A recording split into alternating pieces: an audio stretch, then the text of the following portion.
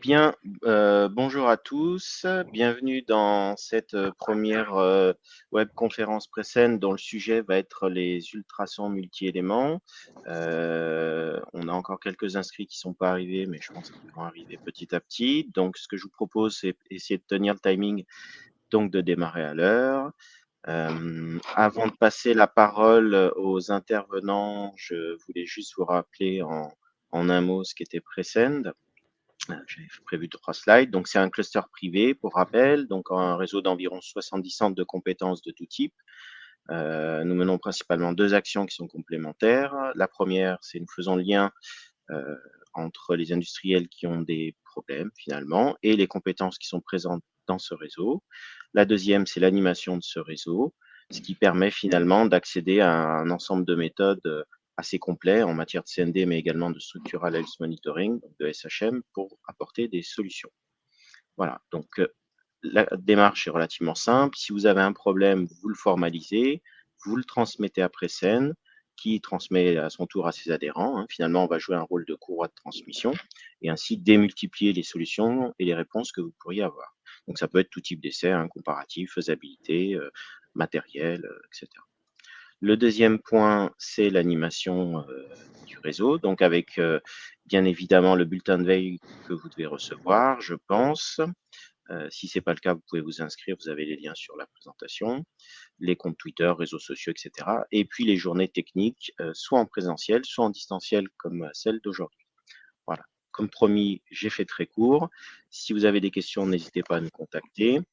J'en dirai pas plus, ce qui nous permet de démarrer le sujet du jour, les ultrasons multi-éléments, avec donc 2 interventions. La première concernera plutôt la partie capteur, avec Stéphane Oster de Imasonic.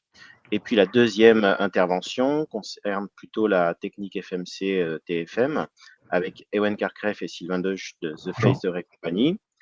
Pour des questions d'organisation, je vous rappelle que vous avez la possibilité de poser vos questions dans le chat. Donc, vous avez accès à un chat, vous pouvez vos questions. Nous y répondrons à l'issue des 2 présentations. Si jamais nous n'avons pas eu le temps d'y répondre complètement, ce que nous ferons, c'est que les intervenants, de toute façon, pourront vous répondre directement plus tard lorsqu'ils vous enverront leur support de présentation et toutes les informations. Une dernière info avant de commencer, la prochaine aura lieu le 8 novembre, donc dans 2 mois, avec notamment une intervention sur les terahertz.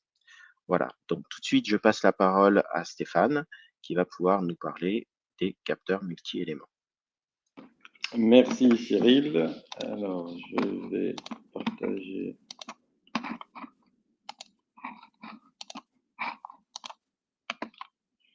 Je pense que c'est bon.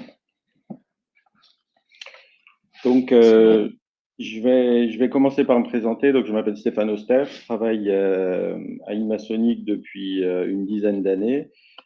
J'ai démarré en tant qu'ingénieur d'études, donc en charge du design acoustique des sondes. Et depuis à peu près 4-5 ans, j'occupe le poste de chef de projet avec une casquette plutôt CND dans les affaires que je prends en charge.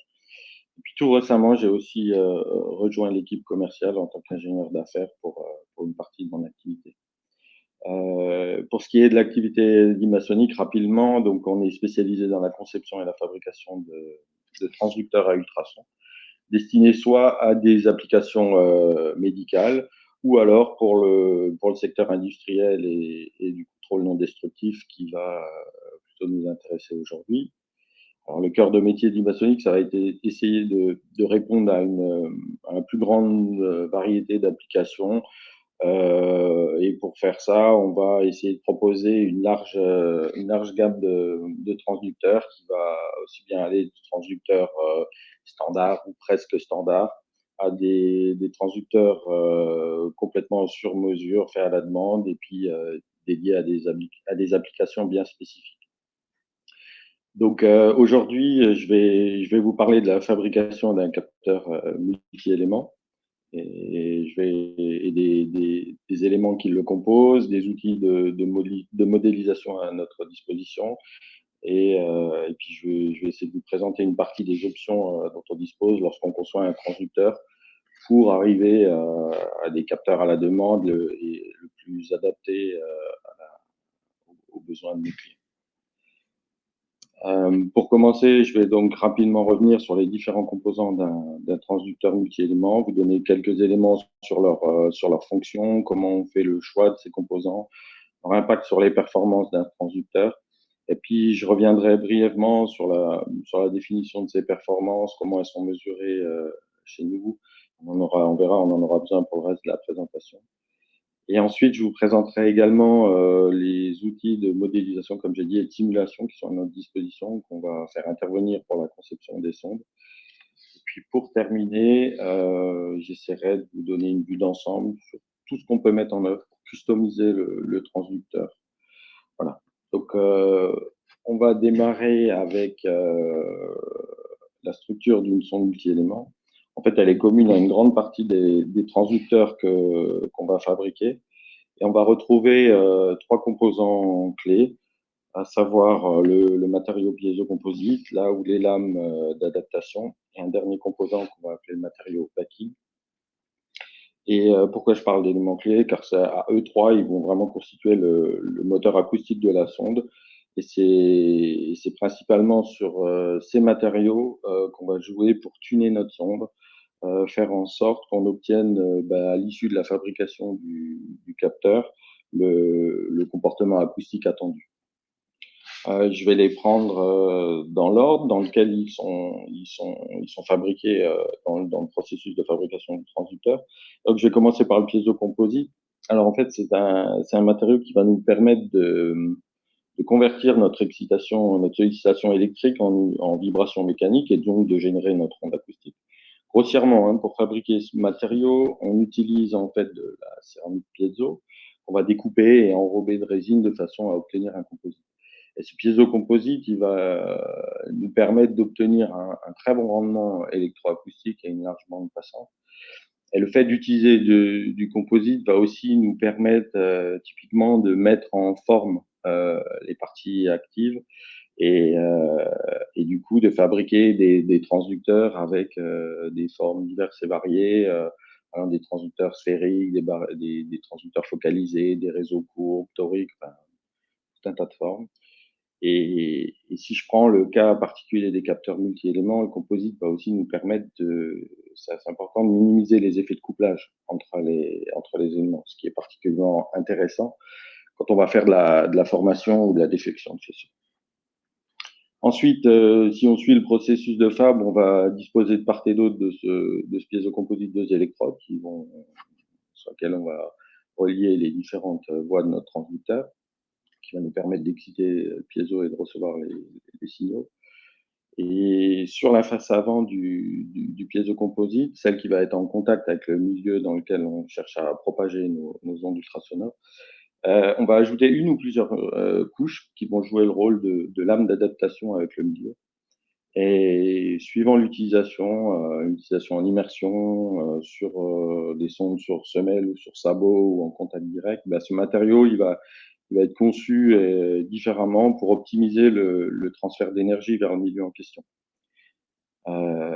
Cette lame, elle va aussi avoir une autre fonction, c'est qu'elle va fournir aussi une protection au piézo-composite. Typiquement, pour une utilisation au contact direct, il va falloir que cette lame, en plus de ses autres propriétés, offre une bonne résistance à l'usure, au frottement, au risque d'endommager le transducteur ou à minima d'en dégrader les performances.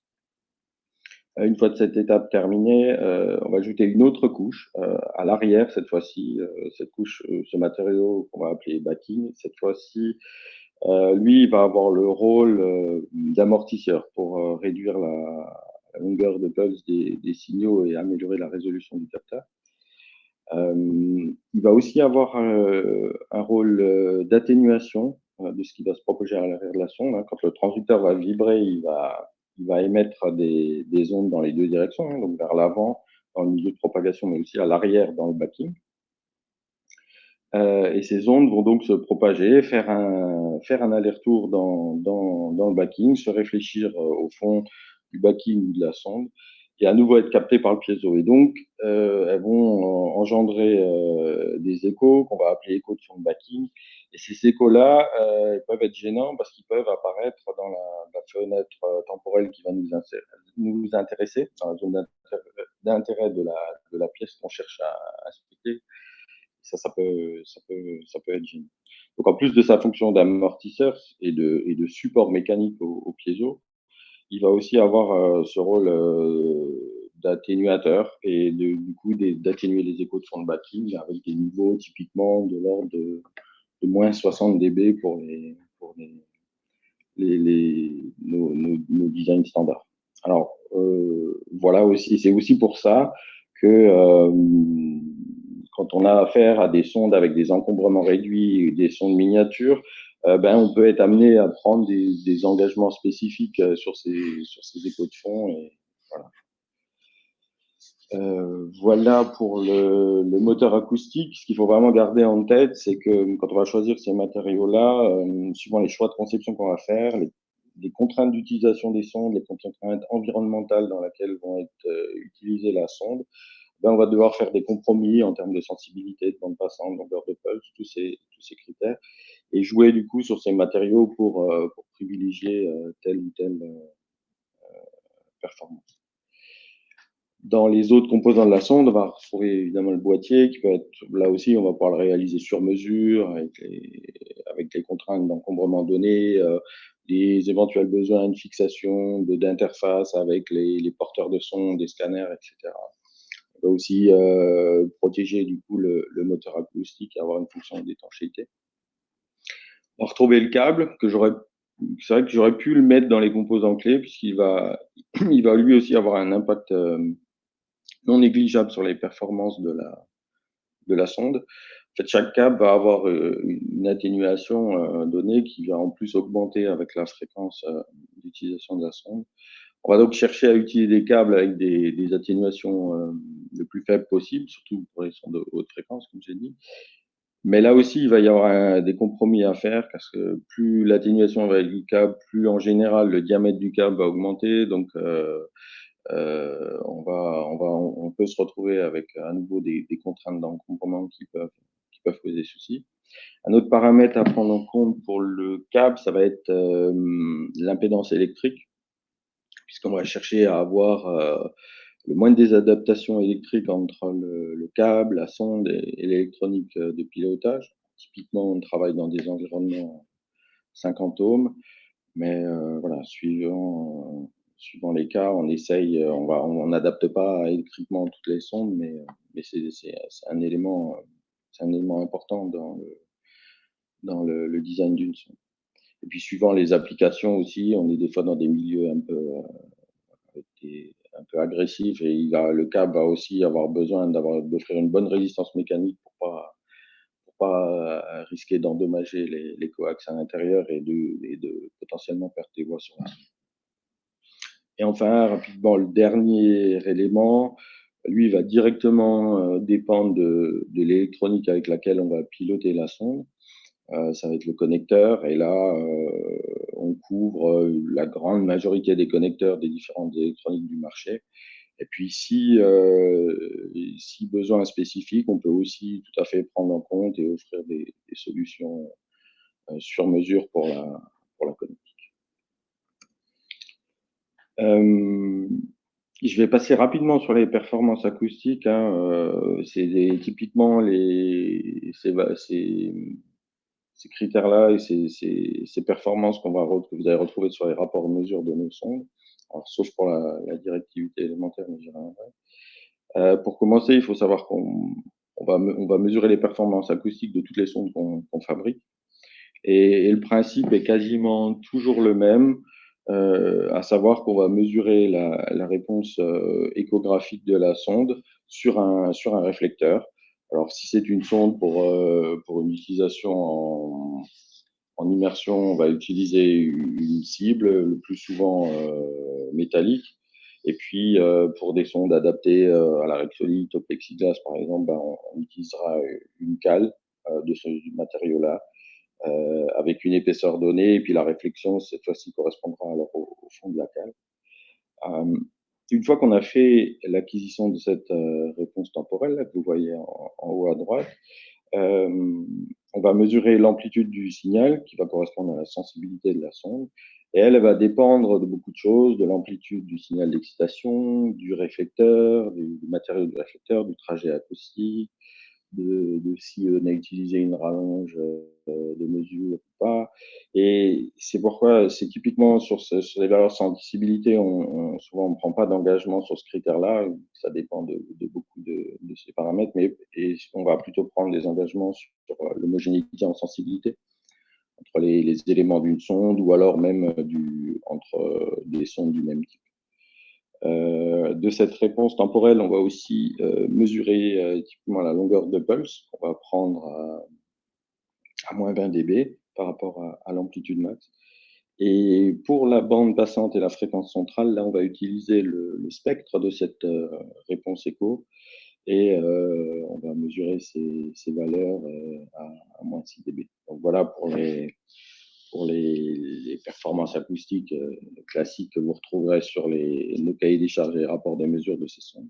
Et le dernier paramètre dont je voulais parler, c'est la directivité élémentaire, qui va correspondre à la distribution angulaire de l'amplitude du champ émis par un élément.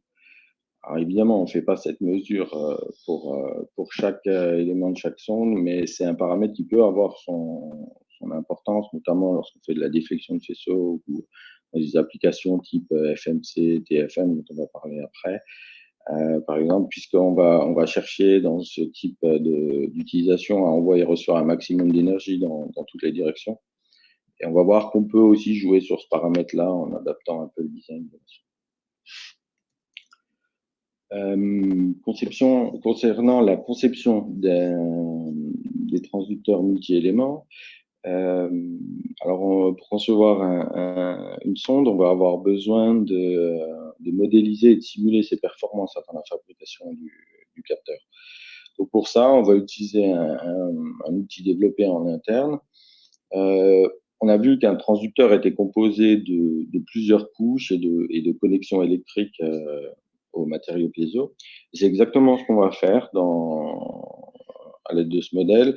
On va construire à l'aide de cet outil un sandwich de différents matériaux, et on va pouvoir simuler le comportement électroacoustique de ce sandwich en fonction des propriétés de ces matériaux, mais aussi en fonction de l'environnement électrique, du signal d'excitation, des câbles, voilà, de tous les paramètres, du milieu de propagation, etc.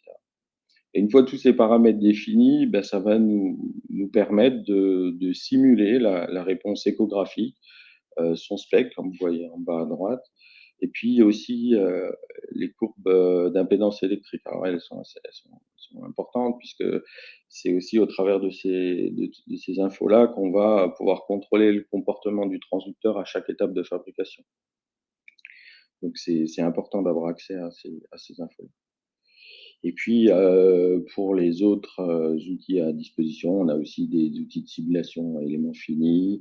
On dispose aussi de licences SIVA qui vont nous permettre de faire de la simulation de faisceaux, d'aider nos clients dans la définition et le design des sondes, soit à partir d'un besoin spécifique, d'une détection d'un certain type de défaut. On va pouvoir proposer de l'aide à la conception et à la définition d'une sonde. Alors maintenant qu'on a dit tout ça, si on regarde comment on va pouvoir justement arriver à des transducteurs adaptés à la demande, et comment on va pouvoir customiser notre transducteur multi-éléments et les choix concrets qui vont s'offrir à nous, on va commencer par le choix du type de réseau. Je vous l'ai dit, on va pouvoir avoir différentes formes également. Donc on peut faire à peu près ce qu'on veut au niveau du découpage et de la forme. On va évidemment retrouver les classiques réseaux linéaires plans, focalisés, les barrettes courbes, les matrices 2D, des réseaux annulaires sectorisés ou non, des sondes DESI. On peut aussi avoir des formes sphériques, toriques, et des découpages d'éléments de taille différente, par exemple, des répartitions aléatoires des éléments, avec là aussi des tailles, des profils, des formes différentes. Là-dessus, on peut faire un peu ce qu'on veut. Et si maintenant je prends par exemple une barrette linéaire classique, 5 mégas 64 éléments. On va voir qu'au niveau du design acoustique, on va avoir plusieurs choix qui s'offrent à nous. Sur la première ligne du tableau que vous retrouvez sur la gauche, donc pour cette même barrette, on a ce qu'on appelle ici la techno versatile. C'est la techno historique qu'on utilise à Imasonic. Voilà, et cette techno-là, pourquoi on l'a appelée versatile, c'est elle va permettre d'utiliser cette sonde dans un autre milieu de propagation que celui qui a été prévu lors de sa conception, sans trop dégrader les performances électroacoustiques. Donc, typiquement, une sonde conçue avec une adaptation d'eau, elle va pas avoir ses performances trop dégradées sur cette techno-là si on utilise la sonde sur un sabot Exolite. Donc, là où les deux autres technos qu'on va voir juste après, donc sur la deuxième ligne, là, on a cherché à optimiser la bande passante et la longueur de pulse. On voit que sur cette techno accuracy, on va gagner un peu plus de 10 dB de bande passante et puis une demi-période sur la longueur de pulse. Et pour la techno dynamique, là, on va chercher plutôt à optimiser la sensibilité tout en gardant le même niveau de performance de la techno standard sur la bande passante et la longueur de pulse. Là, on va gagner à peu près 6 dB. Alors, c'est des ordres de grandeur. Typiquement, ça va dépendre beaucoup aussi de la configuration de la sonde, voilà, c'est pour donner un ordre d'idée. Et puis, si on synthétise un peu ça, donc comme j'ai dit, si on prend en référence la techno standard, avec des longueurs de pulse allant de 2,5 à 3 périodes, typiquement, une bonne robustesse aux performances suivant le milieu de couplage, là où la technodynamique, elle, va nous permettre d'augmenter la sensibilité en restant sur ces ordres de grandeur-là pour la bande passante longueur de pulse. Et la techno accuracy, elle, on va chercher à optimiser bande passante et longueur de pulse.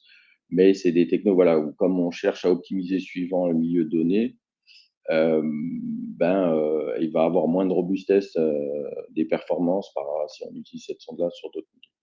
Il y a sur la droite, vous allez retrouver un petit diagramme d'aide au choix de ces différentes technos, hein, que vous pouvez retrouver sur leur site. Il y a une des technos que j'ai pas mentionné, mais c'est la Hardface, c'est simplement on va utiliser le même design que la techno versatile, mais avec une lame d'adaptation un peu plus résistante à l'abrasion. Typiquement, on est sur des ordres de grandeur x10 de résistance à l'abrasion, et puis qui est particulièrement indiqué du coup pour les utilisations en contact sur des surfaces abrasives. Voilà un peu pour le panel des différentes technos sur le design acoustique.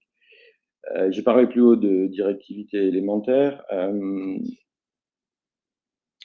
Donc j'ai dit que c'était un paramètre qui était typiquement intéressant pour des applications avec des besoins de déflexion de faisceau, de la FMC, TFM ou de la PWI.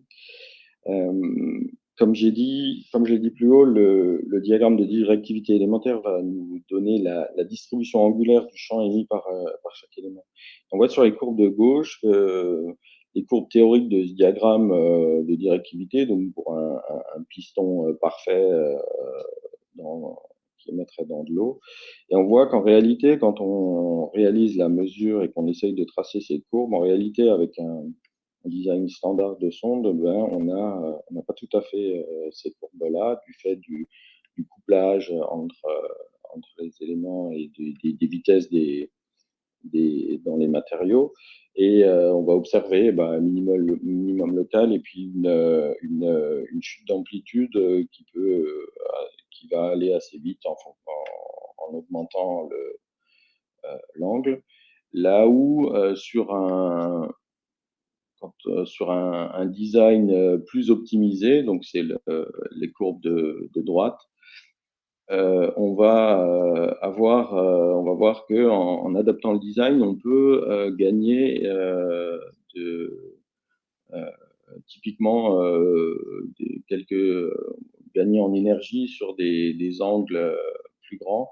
Alors là, typiquement sur ce design-là, en bleu clair, où on voit qu'on peut gagner environ 8 degrés à moins 3 dB et puis une dizaine de degrés à moins 6 dB. Donc voilà, il y a beaucoup d'applications où ce paramètre-là n'est pas forcément utile, hein, mais voilà, à garder en tête qu'on peut également optimiser cette directivité élémentaire dans certaines applications.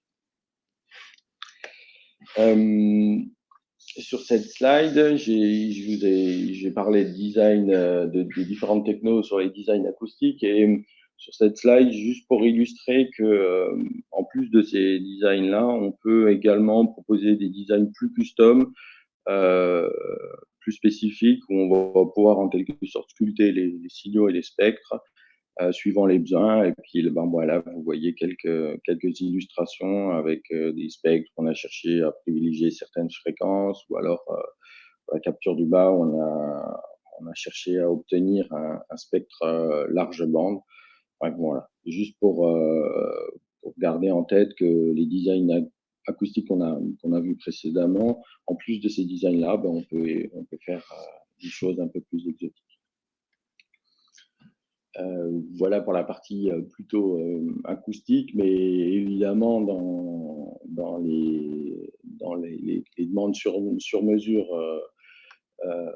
on peut avoir aussi affaire en tout cas, à prendre en compte les conditions d'utilisation des sondes, hein. Donc on est capable aussi d'intégrer à ces designs-là des conceptions particulièrement bien adaptées à la tenue en pression, tenue en radiation, de la résistance aux hydrocarbures, ou simplement des contraintes d'encombrement fortes qui vont du coup impacter le choix de nos matériaux, impacter l'encombrement à l'intérieur de la sonde pour le moteur acoustique. Et donc là aussi, on va devoir faire des choix de conception, et puis faire des compromis et essayer d'optimiser tout ça. Donc voilà pour ça. On essaye de conclure, Stéphane. Ouais. Et l'autre point, pour finir, c'est la dernière slide, c'est du coup la possibilité aussi d'avoir recours à des solutions en immersion locale avec un sabot conformable, donc qu'on vient remplir d'eau, et là qui permet du coup, en plus du reste, d'offrir de la conformabilité par rapport à la pièce à inspecter. Et en guise de conclusion, donc juste bien garder en tête que pour toutes ces solutions-là, de choix de design acoustique, d'accessoires, de tenue aux contraintes environnementales, on peut les combiner. Elles sont pas toutes, il y a sans doute des compromis à faire, mais en tout cas, on peut combiner ces solutions-là, et puis il ne faut pas hésiter à nous solliciter pour en savoir plus. Voilà pour une petite vue d'ensemble sur ce qu'on peut proposer. Et puis, si vous avez des questions, n'hésitez pas. Merci. Merci Stéphane. Les questions, oui, vous pouvez les poser soit par chat, soit dans l'onglet questions, comme je l'ai indiqué, et on les traitera à la fin des deux interventions.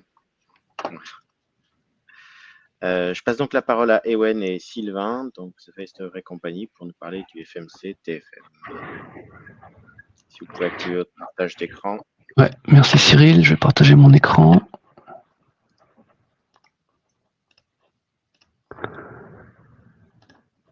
Voilà. Donc pareil, 20 minutes, plus ou moins 2 minutes. Bonjour à toutes et à tous. Alors notre présentation s'intitule Technologie FMC-TFM pour le contrôle par ultrasons.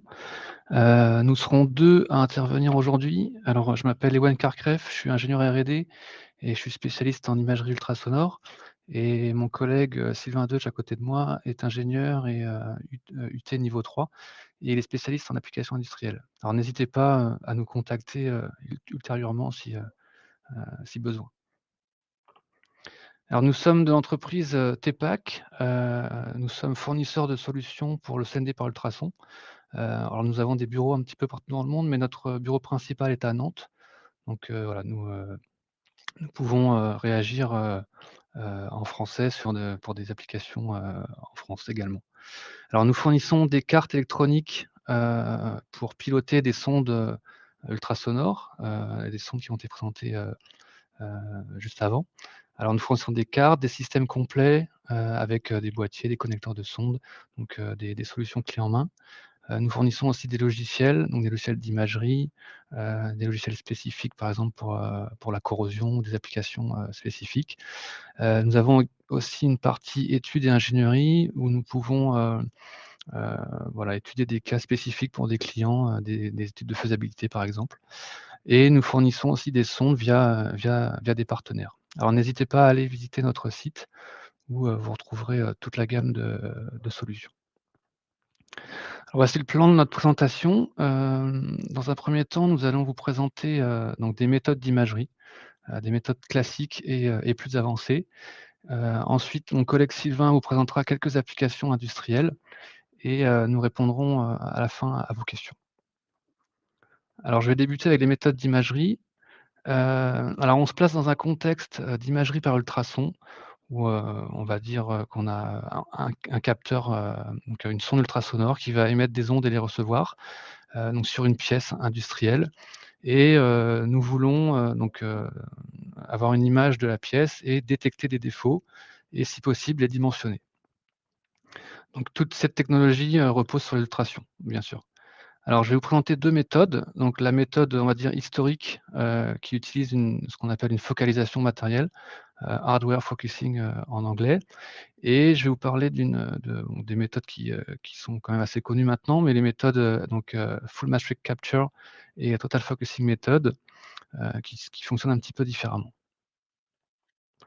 Alors la méthode de focalisation matérielle conventionnelle, on se place dans un cas où on a donc une sonde, un cas classique, on a une sonde en contact avec un échantillon et en fait, on va utiliser ce qu'on appelle des ouvertures d'éléments. Donc on va prendre une série d'éléments et on va venir focaliser dans la pièce, à une profondeur donnée, et on va recevoir en fait, les signaux sur cette même ouverture, en général et on va sommer ces signaux pour avoir finalement une colonne d'une image et on va faire cela pour, plusieurs ouvertures, de la barrette. Donc ici, voilà, je ne l'ai pas dit, mais on a tous les éléments de la barrette multi-éléments et on va déplacer notre ouverture pour construire notre image, successivement.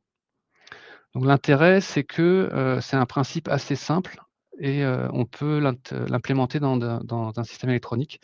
Donc ça donne finalement des cadences d'image, suffisantes pour de nombreux cas industriels. L'inconvénient, c'est qu'on doit régler une focalisation. Donc on doit régler une profondeur de focalisation à l'émission et à la réception. Donc en fait, on a une focalisation qui est non optimale. Alors il y a des techniques de focalisation dynamique qui permettent d'augmenter la qualité de la focalisation, mais on est quand même dans un fonctionnement non optimal. Alors maintenant, les méthodes Full Matrix Capture et Total Focusing Method, elles fonctionnent un petit peu différemment. Donc on se place dans le même cas, on a une sonde au contact avec un échantillon, donc une sonde multi-éléments avec donc une barrette d'éléments. Et en fait, pour cette méthode, on va d'abord avoir une phase donc voilà, de capture. On va acquérir des signaux bruts.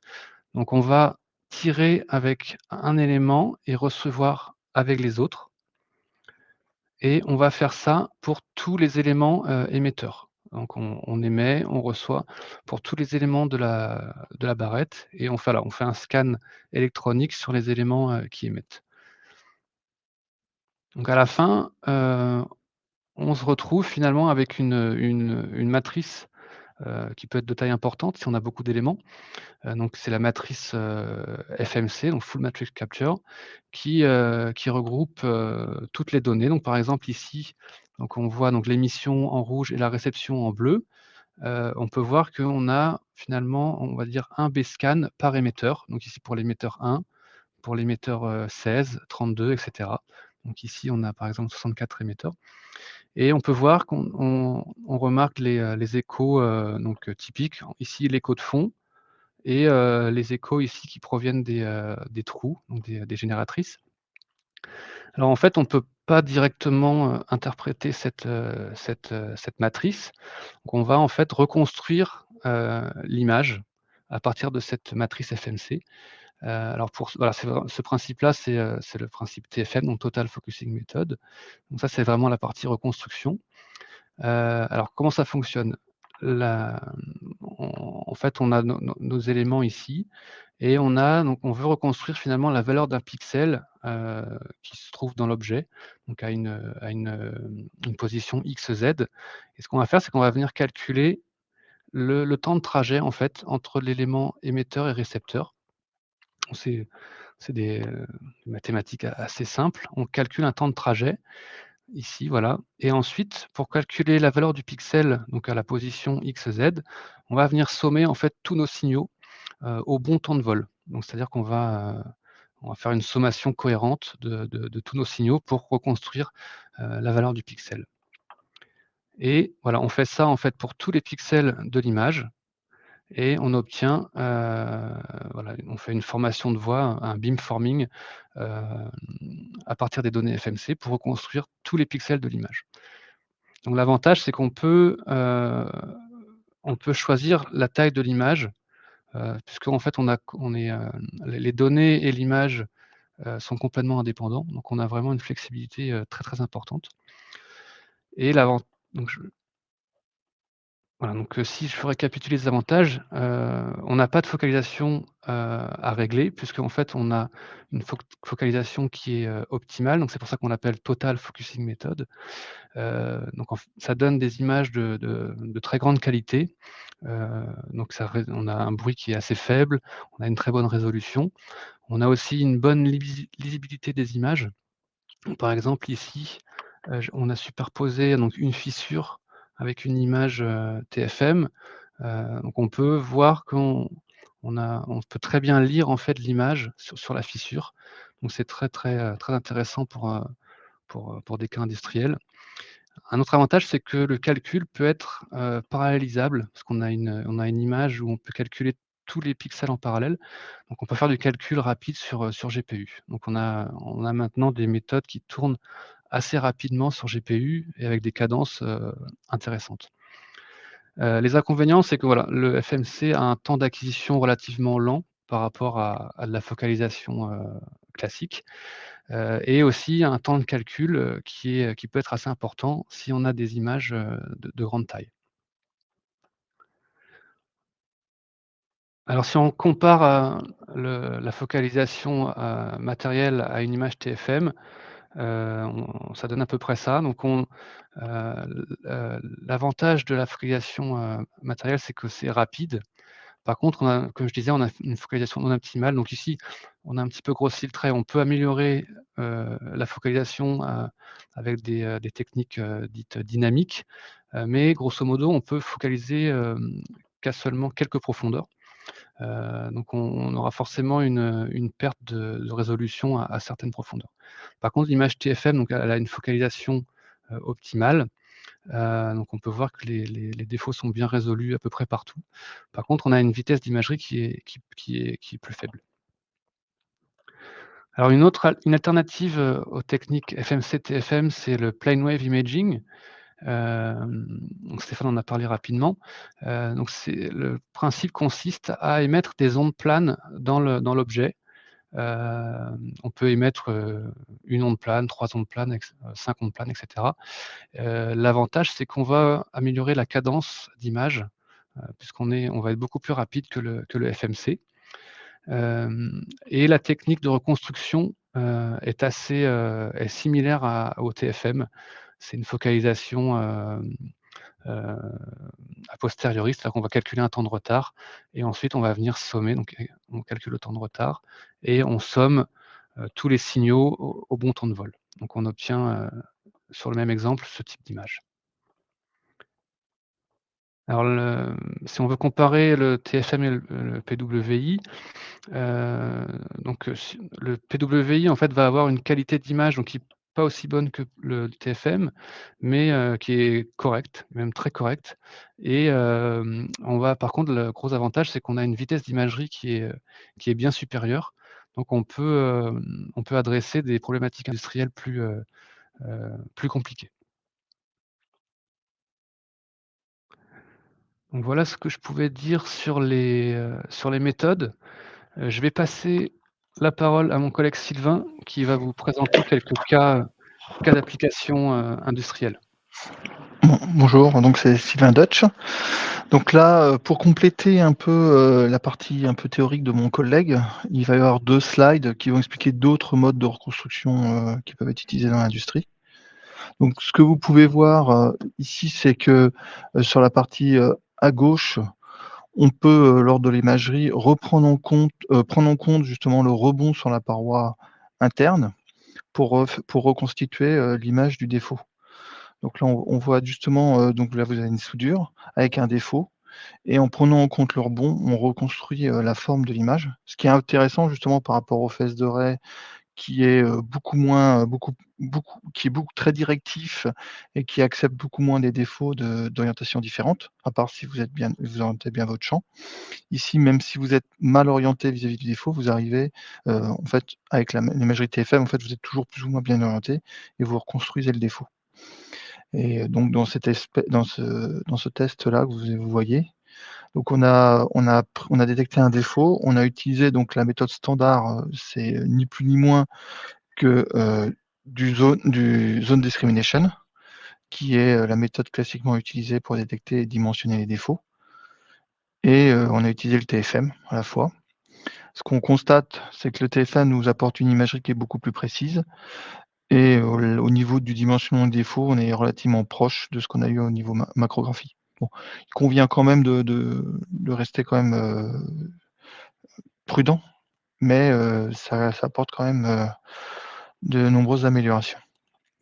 L'autre possibilité aussi offerte par l'imagerie et qui est du coup pas du tout possible en phase de raie, c'est la prise en compte de l'écho d'interface. Donc le système actuellement peut en TFM ou en PWI, va, dans le tir recevoir un jeu de données qui va être, plus ou moins, transformé, via l'écho dû à l'interface. Le GPU va calculer automatiquement, la forme de l'écho d'interface et en redéduire toute l'imagerie de reconstruction derrière. Donc là, ce que vous voyez ici, c'est on arrive à voir, bien l'indication. Alors on voit la forme se dessiner de la pièce, on voit la forme, un peu, aussi de l'écho de fond et on voit dessiner le défaut. Il y a encore quelques artefacts. Donc là, c'est sur une ancienne, nos anciens algorithmes. Maintenant, depuis, on a amélioré, la prise en compte de la forme et on a encore réduit, les artefacts. Mais on arrive à détecter en dessous et vous avez même une zone où vous avez un très, très bon rapport signation-bruit. Et on pourrait justement faire la bonne détection de ce côté-là.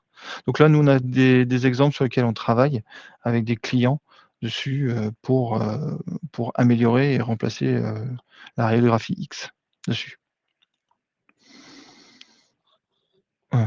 Donc bien sûr, si on présente les méthodes d'imagerie TFM, on peut pas ne pas présenter le HTHA. Donc ici, vous avez, deux différents exemples avec, donc du FES de raie, du FMC-TFM et du PWI. Sur le HTHA, on avait une pièce qui commençait quand même à être, à avoir, une attaque un peu développée. Donc sur le FES de raie, ici, on arrive à avoir des indications. Si vous êtes sur l'initialisation du HTHA, là, on verrait rien du tout en phase de raie. Vous aurez une sorte de bruit qui va apparaître ou une perte d'écho de fond dans le pire des cas, mais il n'y a pas possibilité d'avoir une lecture directe du défaut. Ici, comme on est un peu plus développé, on arrive à avoir un bruit, mais la lecture directe n'est pas aussi aisée que ça. Le FMC-TFM, qui est la référence, arrive à créer une imagerie qui permet de bien caractériser le défaut ou du moins de voir correctement les grappes, de défaut et donc de deviner que ça doit être du HTHA. Par contre, bon, le limite du TFM, c'est toujours la vitesse et avec le PWI, on permet d'avoir, une vitesse qui est multipliée par 7 dans ce cas-là. L'image est très bonne, avec une bonne définition. C'est pas tout à fait exactement le même parce que la méthode diffère un tout petit peu. Vous pouvez voir des petites différences, mais globalement, on a, une aussi bonne définition et une aussi bonne caractérisation. Alors l'avantage ici du PWI, c'est bien sûr de pouvoir le faire à des cadences beaucoup plus industrielles, du 100 mm/s, tout en ayant l'imagerie et l'acquisition qui se fait. Donc une autre application, ici, c'est sur du tube soudé où, les défauts sont détectés, en inline. Donc c'est un système qui va être simple avec un capteur, éloigné et qui permet de détecter les défauts. Donc ça permet vraiment de détecter tous les défauts. Mais, sur des capteurs qui vont être, conventionnels éloignés, on arrive à voir les défauts de toute orientation. Mais le souci de cette technologie, c'est que ça détecte tout et n'importe quoi et vous n'avez pas du tout de connaissances ou vous ne savez pas du tout quelle est l'importance du défaut. Donc au niveau du pro de la production, ça veut dire qu'ils ont un énorme risque de mettre, au tapis des tubes qui pourraient être corrects. Donc là, on est en train de travailler justement avec un industriel pour, développer la partie levée de doute. Donc en levée de doute, ici, on arrive à avoir, une bonne imagerie de tout ce qui va être, vous voyez les codes fonds bien sûr, mais ce qui nous intéresse le plus, c'est le défaut. Donc ici, on arrive à voir les défauts et à les dimensionner. Donc bonne détection, bonne canalisation, visualisation, ça permet vraiment de voir, de rien louper et de bien comprendre les choses. Je reste prudent sur, le dimensionnement parce qu'il faut quand même, corréler avec, la connaissance de ces défauts pour être sûr que le défaut, n'a pas de réminiscences qui sont très fermées et qui, elles, seraient beaucoup plus difficiles à voir. Mais par contre, on arrive à dimensionner et le catalogue des défauts est en cours. Un autre point également, c'est, par rapport à ce que je vous ai présenté au début, vous avez de la reconstruction où on pourrait faire une reconstruction en prenant en compte les codes fonds. Mais le problème dans le cas du tube réel, c'est que l'écho de fond est beaucoup moins connu. C'est-à-dire vous avez une épaisseur qui est pas maîtrisée et les reconstructions de coup deviennent plus compliquées. Là aussi, on est en train d'y travailler, pour ce qu'on a fait faire le double adaptatif, c'est-à-dire prendre en compte l'écho d'interface et l'écho de fond pour reconstruire correctement. Donc là, il y a du travail dessus. Voilà.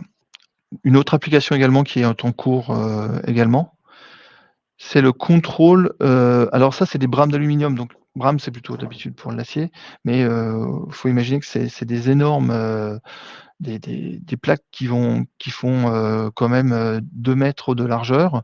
En longueur, ça doit faire dans les, 20 mètres et là, en hauteur, ça fait 500 millimètres. Donc le but ici, c'est de détecter de manière industrielle. Donc il y a une sonde qui est en train qui palpe à des vitesses, qui sont relativement, 100 mm/s, ça reste pas aussi rapide que ça, mais ça fait quand même, du 100 mm à 200 mm/s dessus, sur des longueurs qui font plus de 2 mètres et le but, c'est de détecter la détection des fissures. Voilà. Donc les fissures, elles peuvent être initiées, en surface ou elles peuvent être, plus profondes. Et on a fait les techniques donc TFM qui est beaucoup plus lente et du coup, ça demande quand même des dynamiques d'électronique qui sont quand même importantes. Donc avec des gains, très, très importants qui sont non compatibles, dans le milieu industriel.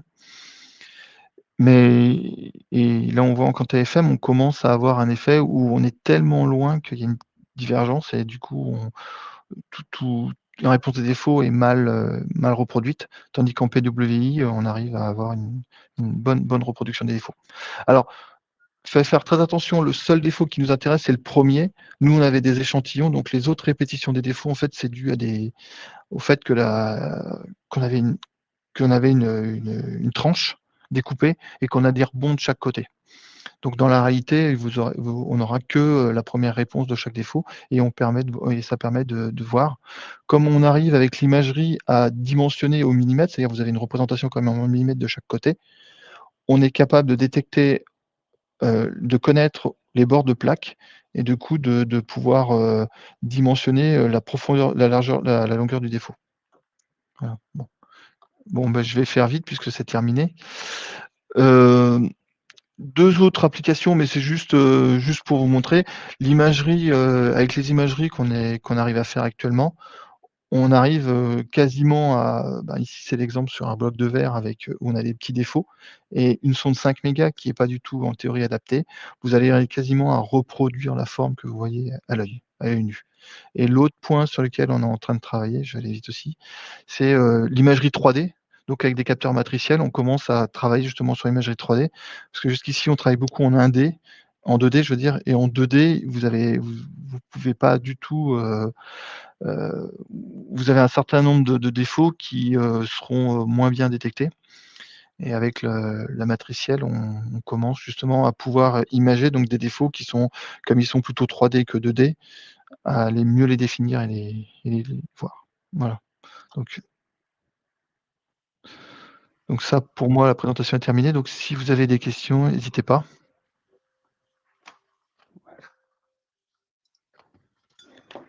C'est bon, on a terminé. Merci. Bien, bah, écoutez, je ne sais pas s'il y aura des questions dans le chat ou dans l'onglet questions. Moi, j'en ai quelques-unes qui sont apparues tout au long de la présentation. Donc, en attendant éventuellement d'avoir des questions de la part des participants, je vous pose les miennes. Côté normalisation, que ce soit en termes de capteurs ou d'utilisation de TFM, qu'est-ce qui se passe? On en est où? Est-ce qu'il y a une norme pour faire des capteurs ou pour déterminer leur performance? C'est la première question. Et côté TFM, FMC, je crois qu'il y a des normes qui sont en cours de rédaction pour l'utilisation. Mais où est-ce qu'on en est? Si vous voulez répondre, Stéphane et Ewan. Oui, mais je vais commencer pour les capteurs. Donc, oui, il y a une norme pour les capteurs CND qui existe. C'est la norme 18563-2, donc qui nous donne tout un tas de recommandations d'utilisation, enfin de comment est fait la mesure, sur les différents critères, de tout ce qui doit apparaître dans une spécification et puis dans les rapports de mesure. Donc tout ça, ça existe et c'est des choses qu'on prend en compte et puis dans le design des sondes, dans nos cahiers des charges et dans les mesures qu'on réalise. Ouais. Mais nous, d'un point de vue fabricant de transducteurs, on ne prend en compte que cette norme-là, la -2, qui concerne uniquement les capteurs. D'accord. Côté TFM, FMC? Côté TFM et FMC, nous, on est en train d'y travailler, on les prend en compte, les normes. Celle américaine parle beaucoup de dimensionnement et travaille beaucoup dessus, mais c'est vraiment un début. Hein. Nous, de notre côté, c'est pas encore. On les prend en compte dans l'imagerie, on les prend en compte dans les discussions qu'on a avec les clients et comment on va y travailler. Mais c'est des prémices, c'est pas plus que ça pour l'instant.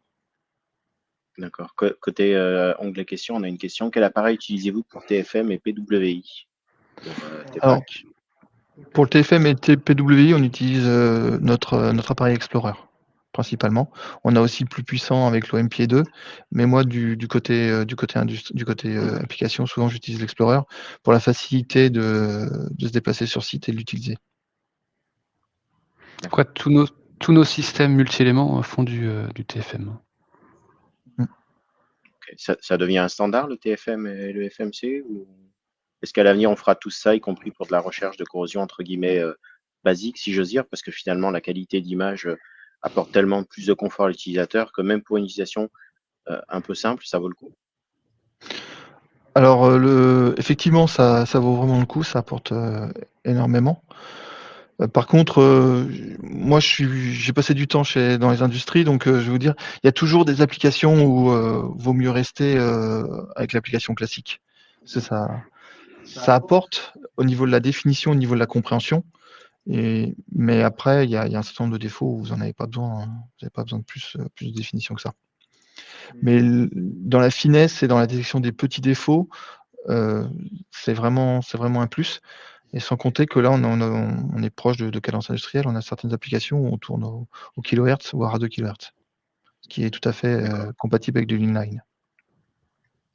On a une question alors qui est très générique sur des applications sur du composite. Peut-être vous pouvez préciser ainsi que sur l'application de la norme -3, est-ce que vous parlez pour l'aspect capteur ou plutôt pour l'aspect FMC?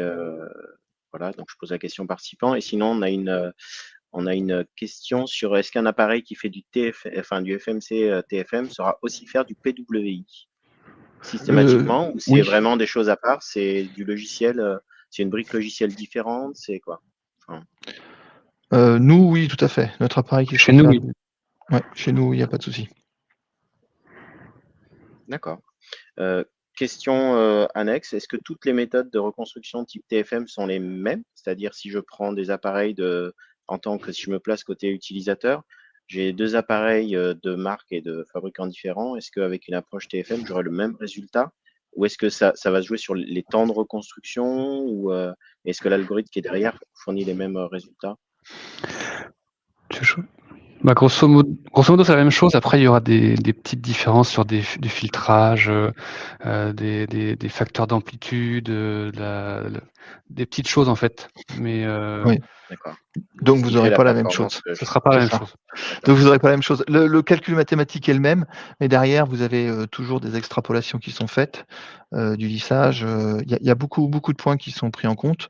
La directivité, justement, le prise en compte de la directivité pour l'imagerie, et ça, c'est propre à chaque fabricant. D'accord. Donc j'ai la précision pour la norme, donc c'est la 18653-3. Donc comment voyez-vous l'application de la norme 18653-3? Je ne sais pas si vous voyez de quelle norme il s'agit. C'est pour qui la question? Ah, De ce que j'en sais, c'est celle qui regroupe à la fois l'électronique et oui, les sons. Donc typiquement, celle-là, elle n'est pas, c'est pas dans notre domaine d'application spécifique. Enfin, on fournit des certificats de conformité suivant la -2 pour ce qui est de. d'accord. Ok. Après, on a Oui, une question. Peut-être que le participant pourra revenir vers vous plus directement à l'issue de la présentation s'il souhaite creuser un peu plus. On a une question alors très directe pour Imasonic. Avez-vous des solutions commercialisées de capteurs souples?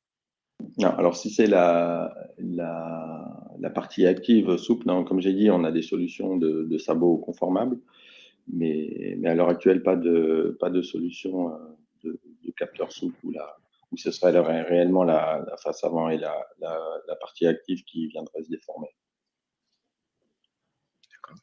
Très bien. Je ne sais pas s'il y a d'autres questions. Une peut-être assez simple. On a quand même connu récemment, enfin c'est toujours un peu en cours, la crise sur les aspects électroniques. Est-ce que vous êtes impactés les uns et les autres sur les délais de livraison, les délais de fabrication, d'approvisionnement, que ce soit pour la partie capteur, sachant qu'il y a une partie qui est quand même faite en local largement, mais vous êtes peut-être plus impacté sur l'approvisionnement des pièces avant assemblage? Non? Je ne sais pas si on peut commencer par la Paris maçonnique peut-être? Oui, oui, ouais, ouais, ben oui, on a eu un impact.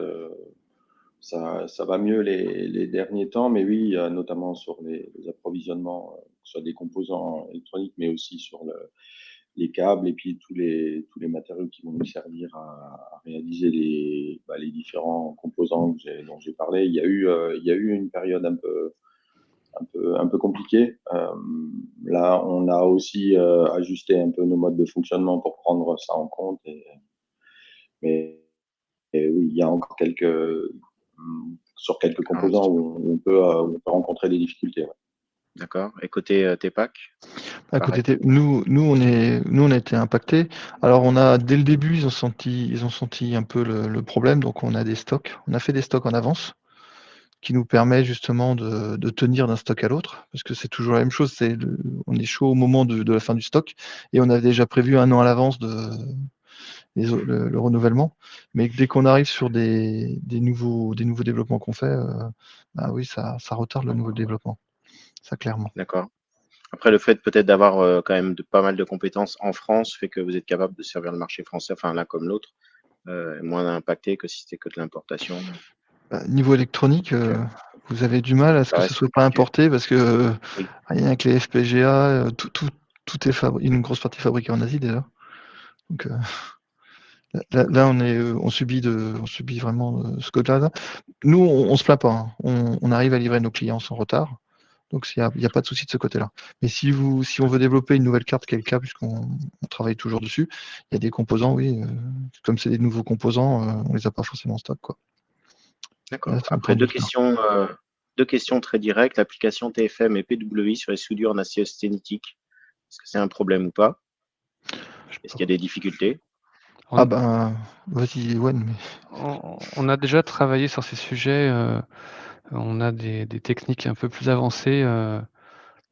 Bah, n'hésitez pas à nous contacter directement. On pourra vous montrer alors des exemples. Alors, oui, tout à fait. Les essais qu'on a fait de toute manière TFM, clairement, c'est les dynamiques qui sont problématiques. Parce que là, nous, sur les essais qu'on avait fait aux États-Unis, à la fin, on arrive avec vraiment du bruit, puisque vous n'avez plus rien, il y a une telle atténuation. Et le PWI, justement, donne de bons résultats dessus. Donc, on a eu des bons résultats. Et après, au niveau du cas, il faut regarder au cas par cas. Mais clairement, le PWI, c'est l'avantage du PWI sur le TFM dessus. D'accord. Et on nous demande si les techniques TFM, FMC, enfin, et ou PWI sont également applicables sur des sondes conformables. Parce qu'on a vu que Imasonic parlait de sondes conformables. Bah, tout à fait. On a montré un slide sur ce sujet, donc les techniques adaptatives, qui permettent de s'adapter à une forme complexe. Donc oui, la réponse est oui. D'accord. Alors, on a une dernière question qui rejoint la mienne, que j'allais poser juste pour avoir. Alors, je vais peut-être la faire de manière un peu moins précise. Là, je pense que Michael pourra revenir directement auprès d'Imasonic, ou Imasonic plutôt reprendra contact. Mais c'est quoi l'ordre de prix d'un capteur on va dire, pour donner des ordres de grandeur, hein, sans engagement, évidemment, mais entre un capteur sur étagère standard, quelques centaines d'euros, mais ça peut aller jusqu'à combien? C'est-à-dire un capteur vraiment ultra spécifique pour un milieu qui serait très particulier, très corrosif, très irradiant ou autre. C'est de combien à combien un capteur? Si vous me demandez pour cette c'est compliqué, ça va être compliqué de répondre. Bon, ça va de quelques centaines à quelques milliers d'euros.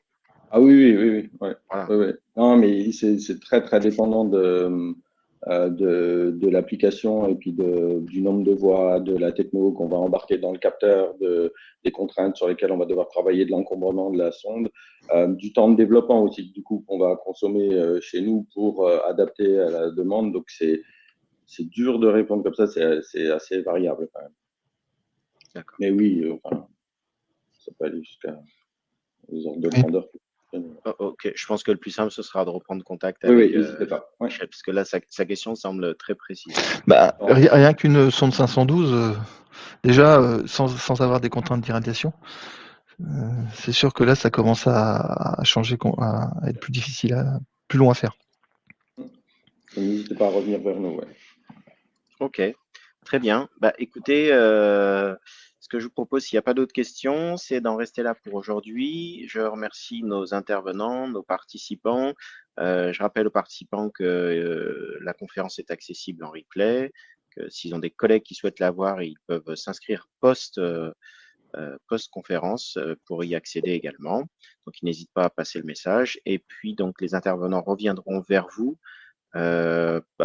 pour vous transmettre leur présentation et puis pour répondre à ceux qui avaient des questions un peu plus précises. Voilà, ça se termine. Comme je l'ai dit, la prochaine aura lieu début novembre. J'espère que vous serez également présents. Et puis, écoutez, je vous souhaite un très bon appétit et bonne fin de journée à tous. Au revoir. Merci Au revoir. à tous. Merci. Au revoir. Au revoir.